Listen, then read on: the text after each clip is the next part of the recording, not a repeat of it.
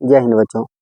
कल हम लोग सिंधु घाटी सभ्यता स्टार्ट कर चुके थे, जिसमें हड़प्पा सभ्यता हम लोग पढ़ चुके थे। हड़प्पा सभ्यता में कुछ बाकी रह गया था, वो आज पढ़ा रहे हैं। हड़प्पा सभ्यता रावी नदी के तट पे है, पाकिस्तान में है। दयाराम साहनी ने खोजे थे, 1921 ईस्वी में खोजा गया था। इसका प्रमुख खोजी गई आकृति है, जैसे जिसमें होगा श्रमिक आवास मिला है मजदूरों के लिए, अन्नागार मिला है जिसमें अनाज भंडारण किया करते थे, लकड़ी का ताबूत मिला है जिसमें दफनाने के लिए उपयोग करते थे, R37 कब्रिस्तान मिला है, एक विशेष कब्रिस्तान है। उसके बाद लकड़ी की ओखली मिले हैं, हाथी का कपाल मिला है, कुम्हार का चाक मिला है, मारुति देवी की मूर्ति मिला है, स्वास्तिक चिन्ह मिला है। नोट कुछ ये बात नोट। चांदी का सर्वप्रथम उपयोग हड़प्पा सभ्यता के लोगों ने ही की थी। लोगों ने ही किया था चांदी का सर्वप्रथम उपयोग। ओके, हड़प्पा खत्म, अब मोहनजोदड़ो पे आते हैं। मोहनजोदड़ो जिसका अर्थ होता है मृतकों का टीला, ये 1922 ईस्वी में खोजा गया था। इसका खोज राखा दास बनर्जी ने किया था 1922 ईस्वी में। ये पाकिस्तान के लड़काना जिले में स्थित है, सिंधु नदी के तट पर स्थित है। सिंधु सभ्यता का सबसे बड़ा शहर है मोहनजोदड़ो, सिंधु सभ्यता का सबसे बड़ा शहर है। ठीक, मृतकों का एक बहुत बड़ा टीला मिला है, जिसके के कारण मोहनजोदड़ो को मृतकों का टीला भी कहते हैं। मृतकों का टीला सिंधु घाटी को किसके कारण कहते हैं? क्योंकि इसमें मृतकों का टीला मिला है बहुत बड़ा, इसलिए यहाँ से कुछ वस्तुएं मिली है, निम्नलिखित वस्तुएं मिली, वो जाइए। मोहनजोदड़ो में पुरोहित आवास मिला है, घर में कुआं मिला है, विशाल स्नानागार मिला है, सूती वस्त्र मिला है, अन्नागार मिला है, स्वास्तिक चिन्ह मिला है। मोहनजोदड़ो से मिला है। मोहनजोदड़ो में सबसे चौड़ी सड़क है, इसमें शवागार मिला है, पशुपति के शिव मिले हैं, कांसे की नीति मिले हैं मोहनजोदड़ो में, और तांबे का ढेर मिला है। नोट, मोहनजोदड़ो का अन्नागार सिंधु सभ्यता का सबसे बड़ा भवन या इमारत है। मोहनजोदड़ो में जो अन्नागार है, जिसमें अन्न भंडार होते थे, वो मोहनजोदड़ो का सबसे बड़ा महल और इमारत भी है। इसमें दूसरा पॉइंट, स्वास्तिक मोहर तो सर्वाधिक मोहनजोदड़ो से ही मिला है, जिसका निर्माण शेलखरी से हुआ है। किससे हुआ है? शेलखरी से हुआ है। किसका निर्माण हुआ है? जिसका मोहरों का निर्माण शेलखरी से हुआ है। ठीक, अब अगला आइए, चंद्रद्रो, जो 1931 ईस्वी में खोजा गया था। ओके, इसकी खोज गोपाल मजूमदार ने की थी, 1931 ईस्वी में की थी। चंद्रद्रो की खोज ये पाकिस्तान में स्थित है, सिंधु नदी के तट पर स्थित है। ठीक, यह एकमात्र शहर है जो दुर्ग रहित है। यह एकमात्र शहर है जो दुर्ग रहित शहर है। कौन शहर है? चंद्रद्रो एकमात्र शहर है जो दुर्ग रहित है। यह एक औद्योगिकरण शहर है। चंद्रद्रो एक औद्योगिकरण शहर है। ठीक, यहाँ से निम्नलिखित वस्तुएं मिली है, जैसे कि मेकअप सामग्री मिला, याद रखिएगा मेकअप सामग्री यहाँ से मिला है, बस मिला है यहाँ से मेकअप सामग्री। ठीक, लिपस्टिक मिला है, शीशा मिला है, मनका मिला है, गुड़िया मिला है, यहीं से सुई मिले हैं, अलंकृत ईंटा, मतलब ईंटा जो बनाते थे पहले मोहनजोदड़ो के लोग, उसमें ईंटा पर डिजाइन बना देते थे, अलंकृत कलम से लाल अति से रंग से बना देते, उसी को अलंकृत ईंट बोलते हैं। अब बिल्ली के पीछा करता हुआ कुत्ता, ये सबसे इम्पोर्टेंट है, ये हमेशा आता है क्वेश्चन में। ठीक, अगला ये रोपन 1553 ईस्वी में खोजा गया था। इसकी खोज यज्ञदत्त शर्मा ने किए थे 1553 ईस्वी में। ये पंजाब में स्थित है, ये सत्तर नदी के तट पे स्थित है।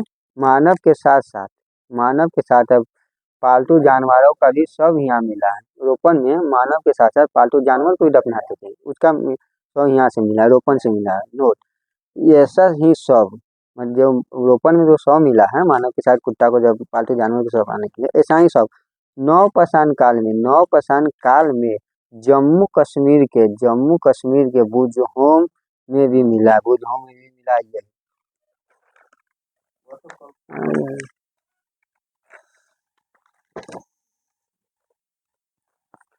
भैया बनावली की खोज रविंद्र सिंह के थे।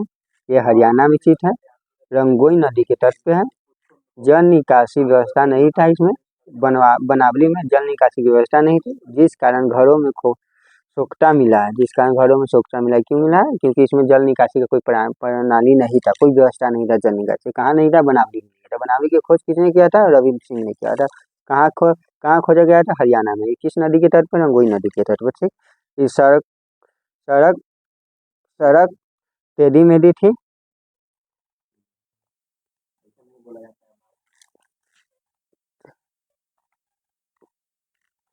तेरी मेरी थी कालीबंग, तेरी मेरी थी, अब आइए कालीबंगा में।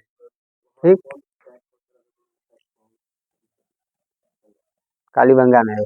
कालीबंगा का अर्थ होता है काली मिट्टी की चूल्हे, काली मिट्टी की चूल्ही होता है, इसका अर्थ होता है काली मिट्टी की चूल्ही। यहाँ से हल मिले हैं, हल से जुटे हुए खेत मिला है, हवन कुंड मिला है और अलंकृत ईंटें मिले हैं, और अलंकृत ईंटें मिले हैं, चूड़ी मिला है। लेकिन याद रखिए चूड़ी मिला है कालीबंगा से, बट बट आज मेकअप का सामान मिला है रोपन से, सॉरी, मेकअप का सामान चंदूलो से मिला है, मेकअप का सामान कहाँ से मिला है, चंदूलो से, बट चूड़ी का मिला है कालीबंगा से, हो गया। मैं जोता जोता हुआ खेत मिला है, हल मिला है एवं हवन कुंड मिला है। ठीक, कालीबंगा राजस्थान, राजस्थान में है, हनुमानगढ़ जिला में स्थित है। ठीक है, ये सरस्वती नदी मतलब घाघर नदी जो अभी घाघर नदी कहते हैं वहाँ स्थित है। यह खोद अलमानंद घोष ने किया था, इसका खुदाई बीके थापर और तथा बीबी लाल ने किए थे। अब आया धौलावीरा। धौलावीरा यह एक विशाल शहर है, धौलावीरा स्टेडियम मिला है यहाँ से, और उन्नत जल प्रबंधन प्रणाली के साक्ष्य भी मिला है, स्टेडियम भी मिला है यहाँ से, स्टेडियम याद रखिएगा, धौलावीरा से मिला है, स्टेडियम मिला है, डीएम यहीं से मिला है, स्टेडियम याद रखिएगा। सिंधु सभ्यता का सबसे बड़ा स्थल यही है, इसका खुदाई रविंद्र सिंह ने किया था। ठीक है? ये जल प्रबंधन प्रणाली भी है। अगला ये सुरकोटा, सुरकोटा ये गुजरात में स्थित है, इसके खुदाई जगपति जोशी ने किया था। एक कलश अवदान मिला है तथा घोड़ों की हड्डी मिली है, सुरकोटा में घोड़ों की हड्डी मिले है, 100 अवशेष मिले हैं जो एक महत्वपूर्ण खोज है। हो गया, उसके बाद आइए लोथल। लोथल जिसका खुदाई ये साराव ने किए थे, भगवान नदी के तट पे है, अहमदाबाद गुजरात में स्थित है। यह बंदरगाह स्थल है, लोथल क्या है, एक बंदरगाह स्थल है। यहाँ गोदीवाला का साक्ष्य मिला है।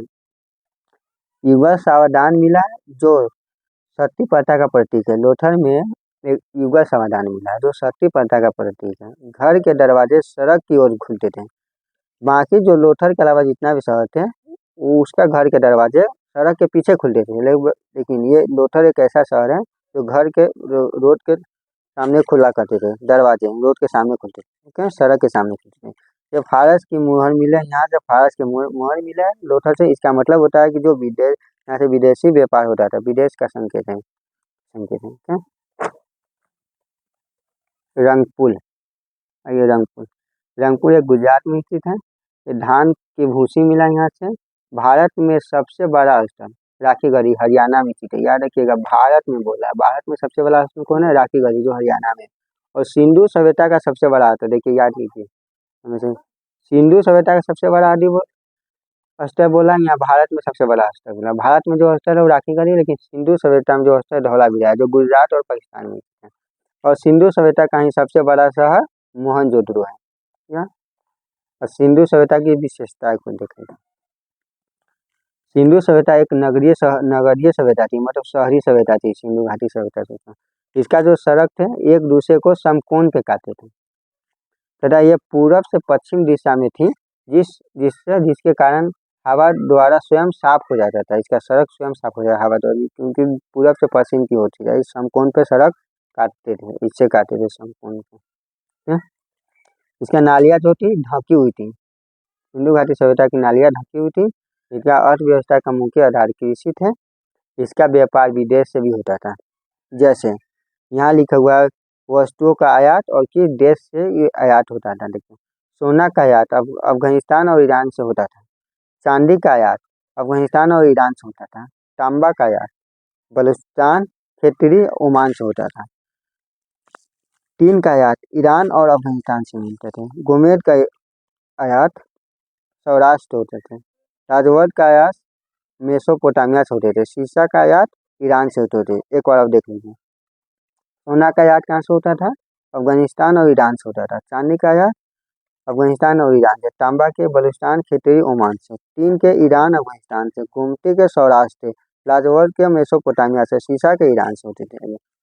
इसका समाज मातृ सत्तात्मक समाज थी। इसकी लिपि भाव चित्रात्मक थी जो दाएं से बाएं की ओर लिखी जाती थी।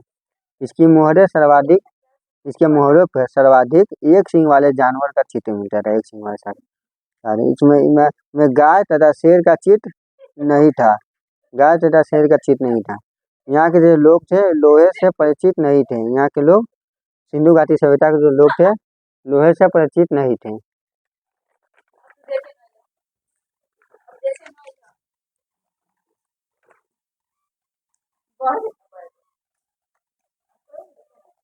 यहाँ जो माप तौल का बात मिला है न्यूनतम 16 केजी का मिला है। नाप तौल के बाद सिंधु घाटी सभ्यता में न्यूनतम 16 केजी का मिला। यहाँ के जो लोग थे सिंधु घाटी सभ्यता के वो युद्ध से परिचित नहीं थे, नहीं तलवार से परिचित थे। यहाँ से युद्ध और तलवार नहीं करते थे। यहाँ के जो मिट्टी के बर्तन मिले हैं सिंधु घाटी सभ्यता है उनमें लाल रंग का उपयोग किया करते थे। सिंधु घाटी सभ्यता का विनाश कैसे हुआ इसका सबसे बड़ा कारण बाढ़ माना जाता है सिंधु घाटी सभ्यता का। सिंधु घाटी सभ्यता में कृषि तथा पशुपालन करते थे, परंतु मुख्य व्यवसाय इसका व्यापार था। सिंधु सभ्यता का पतन कैसे हुआ? कुछ विद्वान थे जिसका तर्क था कि सिंधु घाटी की सभ्यता का पतन किया, लेकिन मुख्य इसका कारण बाढ़ को मानते हैं। बाढ़ आने से जो जॉन मार्शन ने बोला, ठीक है, गार्डन चाइल्ड एवं बोहिका ने कहा था बाह्य आक्रमण के कारण बाह्य एवं आर्यों के आक्रमण के कारण सिंधु घाटी सभ्यता को पतन हुआ था। लेकिन जॉन मार्शन और जैन एवं एस.आर. राव ने कहा था कि बाढ़ के कारण सिंधु घाटी सभ्यता का पतन हो गया था। अमरनाथ घोष का कहना था जलवायु परिवर्तन के कारण सिंधु घाटी सभ्यता का पतन हुआ था। M.R. साहनी को बोलना था कि भूतात्विक परिवर्तन या जल पलावन के कारण इसका हुआ था, पतन हुआ था। हो गया सिंधु घाटी सभ्यता आज खत्म हो गया। कल वैदिक सभ्यता को आगे पढ़ाया जाएगा। Thank you. हेलो बच्चों,